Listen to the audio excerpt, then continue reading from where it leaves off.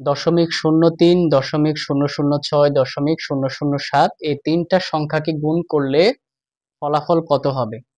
চারটা অপশন দেওয়া আছে, আমাদেরকে সঠিক উত্তরটি বের করে নিতে হবে।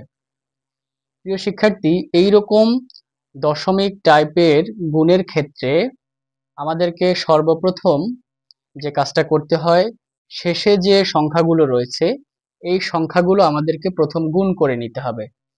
এখানে সংখ্যা আছে তিনটা, 3, 6 এবং 7।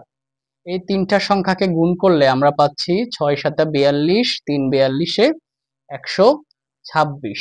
আমরা 126 প্রথম বসিয়ে নিলাম। তারপরে দ্বিতীয় যে কাজটা সেটা হচ্ছে আমাদেরকে এই যে দশমিকটা আছে এই দশমিকটা বসাতে হবে। এখন আমরা এটা কোথায় বসাবো?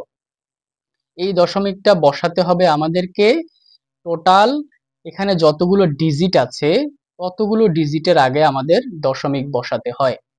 আমাদের এখানে টোটাল ডিজিট রয়েছে, এখানে রয়েছে 2টা, এখানে রয়েছে 3টা, এখানে রয়েছে 3টা, মোট 8টা ডিজিট। আর এই দশমিকটা আমাদেরকে ফলাফলে 8 ডিজিটের আগেই বসাতে হবে।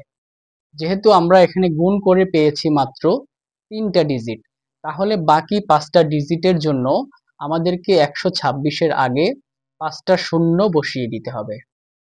3 4 5।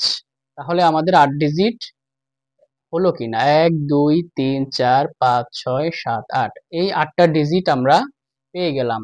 এর আগে আমাদেরকে দশমিকটা বসিয়ে দিতে হবে। এই যে ফলাফলটা বের হয়েছে এটাই হবে এই তিনটা সংখ্যার গুণফল। আমাদের অপশনে এটি রয়েছে গ অপশনে, 5টা শূন্য এবং 126 আগে দশমিক। আমাদের সঠিক উত্তর হচ্ছে গ।